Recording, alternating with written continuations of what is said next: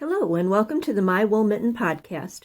My name is Carrie, and I'm coming to you from the middle of the mitten on a small sheep farm where I'm busy tearing back the cuff of a sock that I was working on. If you've found our podcast for the first time, welcome. And this is not a typical podcast talking about the farm and the flock and all the rest of the knits. We've been doing a series about spinning for sock yarn and knitting sock yarn, or knitting socks. And so this is just a little extra to our sock cast on this week. And I thought I would pop in and tell you a little bit more detail about my socks. And so that's what this is. If you're a returning viewer, thank you for coming back. Thank you for participating in the sock spin along. And yeah, let's get going with that. If you haven't already, please click the like and subscribe button down below. And we welcome you, as always, to the My Wool Mitten podcast. Okay, so here we go with my kind of hokey setup. And hopefully you don't hear the floor creaking too badly. And I can't zoom in much more than this here with this. So we'll see how this looks. And look, I have a pointer. I have tools, guys. I have tools. So I don't know how well you can see. I'll use my hands. Here's the heel of my sock. I went about 3 inches above the floor, or just above my ankle. And then when I measured my foot, the calf of my foot increased, about an inch in width, in diameter, about every inch of my leg. So because I was going all the way to my knee, I increased 2 stitches about every 7, 8, 9 rows, depending on just where it fell in my color work, because I did increases on plain rows. And so 10 increases up to just about here. I stopped on that last color pattern just before the ribbing. And I marked the center stitch, and then I would work till 1 stitch before the marker. I would do an increase, I'd knit the stitch, slip the marker, knit the stitch, do an increase, and continue on. Now, and it looks all right to me. I'll take some close-up pictures. Maybe I've already showed them to you. But I thought it looked all right to me. I might try it again. I think the other sock that I did, it almost seems like the decreases were wider apart than that. But this fits my leg and my calf beautifully. So I don't know why mess with it, right? But so that's what I did there. Another thing I did want to say, and it is right in here, the kind of marled color, and it's down here on the foot. You can't see it as well. But I think I spoke about in the swatch how the Navajo churro made a really nice yarn to knit with, but it didn't have any give, and that's to be expected because it's not known for having a lot of bounce and a lot of crimp and a lot of give. But as I was knitting this, boy, let me tell you, do you know how if you're knitting with commercial sock yarn that has nylon in it, and you go to break that yarn just with your hands, sometimes you have to get a scissor and cut it because it won't break? That was the same with the Navajo churro, and that was just a 2-ply, pretty finely spun yarn. I could not break that yarn with just my hands. So, boy, doesn't that tell you how nice and strong that fiber is? So I'm trying to think about how I might want to use that in a sock, because, gosh, it would be awfully strong. Another thing, I'm just seeing it as I'm about to shut down. You see the stitch patterns here. This is on the foot. And I've got commercial socks that are ribbed across the the arch of my foot, and I really like that fit. But when I try to knit that, it's always kind of bumpy, and I don't like the fit of it. But I just did this. This is not ribbing, but just the alternating colors here. And you know, that kind of pulled that in just enough to give that good, a little bit snugger fit across the ball of my foot. So, or the instep of my, what do I want to say? The arch of my foot. So just a little interesting tidbit. Okay, I think that's it. I'm going to try showing you this on my second sock. I want to thank everybody, too, for all the comments and positive feedback that I got when you saw my sock reveal on our cast-on party video. And I mentioned on that video that I was having that I had to go 3 times redoing the cuff on my second sock to get it to match my first one. As is the nature, of course, as we've talked about, of hand spun yarn. That can be some variance in thickness and thinness, and I was not able to get it to match. Oh, hold on just 1 second. Have the coffee at the ready. But anyway, this isn't really showing you any tips or tricks, but just to show you that I am going to take this back. I'm going to take it back to the gray right here. The green Coopworth and the gray, I had only spun up a little bit and I ran out, so I had to spin a little more, and I spun it finer and tighter, I think I would say. A little more twist in it on this that second little batch of spinning up. And so now you would think a finer yarn, finer gauge, smaller needle, but I find that then you don't have as much give and as much, can you see, and as much relaxation. You don't have room for those stitches to form to your foot like you do, say, here in the Suffolk. And so I would have to get this, see how much it comes in? I would have to go to a larger needle there for that too. And so what I think I'm going to do, I'm not finished up. That's the one trouble area. I've had this on a couple times, even with the cuff finished, and it's just going to be a trouble area. And now it's not blocked yet, but I can still just feel it in the fabric.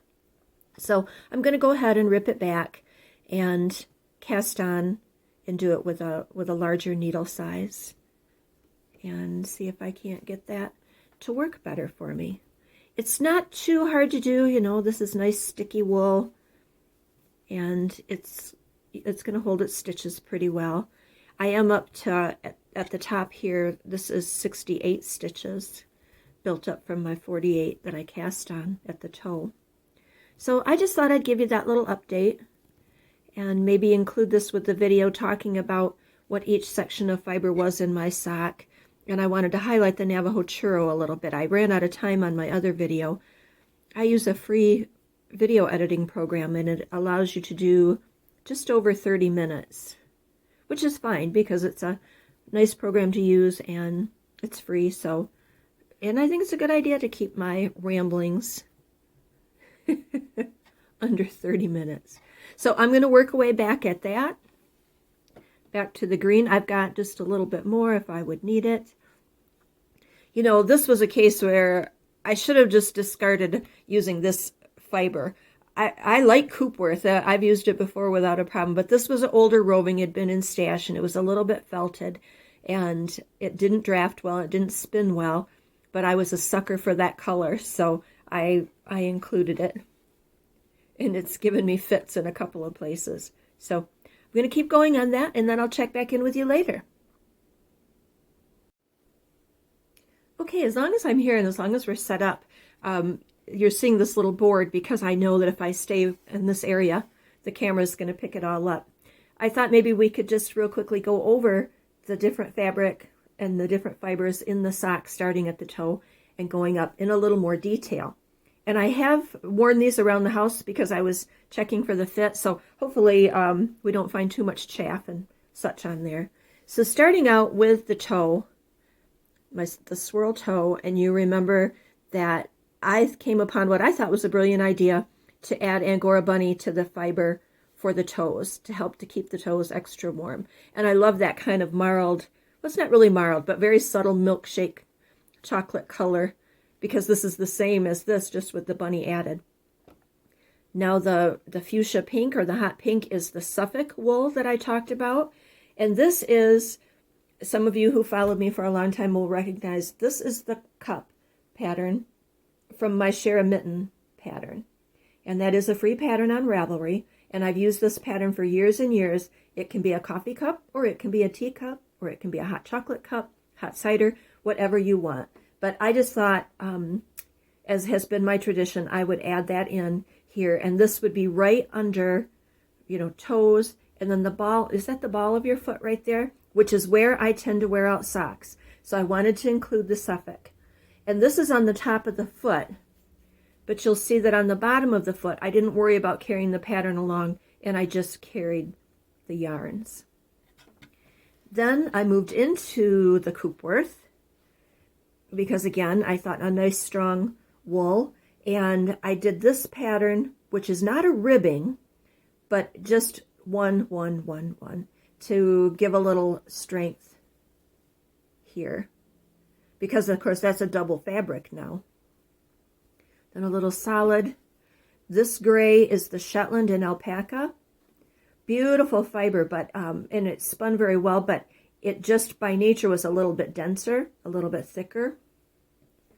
Then we move into the Navajo churro, which was such a pleasant surprise to me. Not because I didn't know it was a great fiber, of course it is, but some interesting things about this, and I have a little separate video that I've included where I talk about this. And I was able to spin this very fine, so this may end up being my summertime sock spin. Then into the Navajo churro, I included another fiber that I didn't have in my original sample. But this is some of my own roving, again, a small amount that I have left, that we called Michigan Red Cedar. Now, I have made entire sock out of this, and it wore fairly well. But it does have some of those things like we talked about in some different fibers, where it's Corriedale wool and it's alpaca, but it also has like some dyed silk and some other shorter fibers that maybe, it doesn't wear quite as well. So, but I wanted it for the color. I wanted to include that color. So that's what that is. And then I moved up to a little bit of, remember my bobbin clearings, where I just had bits and pieces on a couple of bobbins, and I wound that off and plied it on. And then that fades into, which is hard to see, the alpaca and border Leicester. Those kind of, a pale Morat color. Then it was time to repeat the colors. And this is actually, you see, here's where the cuff, or the heel is. And then the back side of where the Navajo churro and the fiber cleanings were at. So then moving up, then repeating with the Corriedale and alpaca from my own flock. And now this is not the Suffolk. This, I just wanted to throw in, see there's some chaff from wearing the socks around. I had a little bit left over from the spin that we did for bats to hats, and this was some of the Irish fiber that came from Susan of Wild Cottage Knitting. And I think this was, Susan, I think I have it written down somewhere, but was this Wensleydale or a Wensleydale cross? But kind of a rose color, and I liked that real well there. Then repeating the gray Shetland, the green Coopworth, the Navajo churro,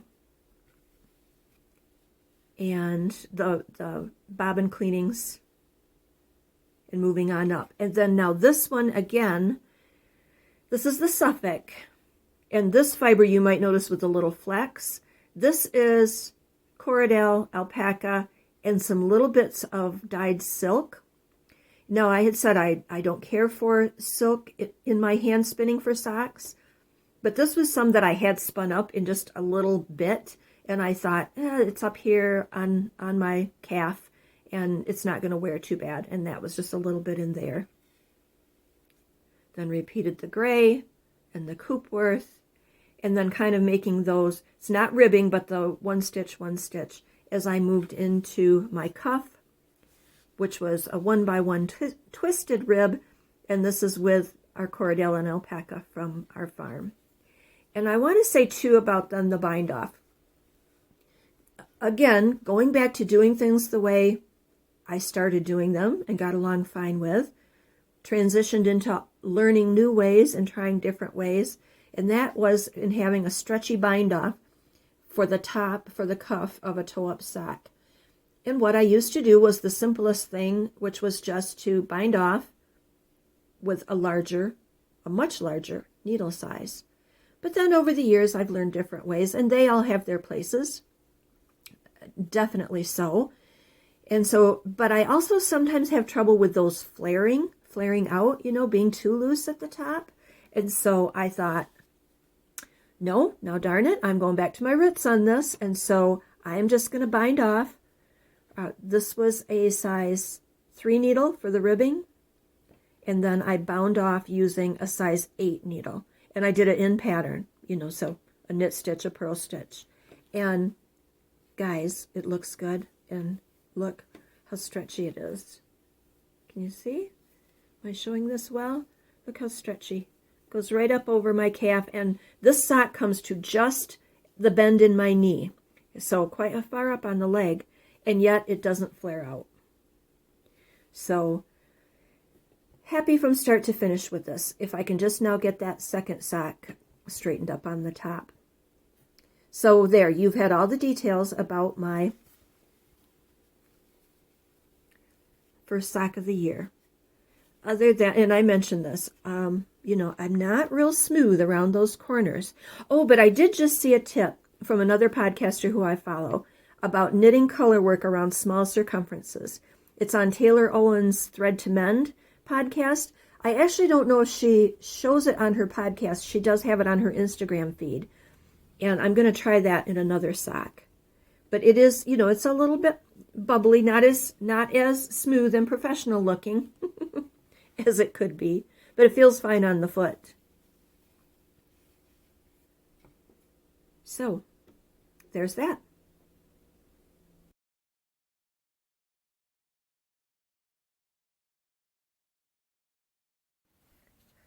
If untidy ends make you nervous, look away now. This is the inside of the sock, and it's not as bad as it looks because all I have to do is trim these off. I followed Mars from Hey Brown Berries, a little tip of weaving in the ends or tidying in the ends as I go. And so, but I don't like to cut those off until after I've blocked it, washed it and blocked it. So those will all get trimmed off. But I wanted to show you what a mess that looked like before I did.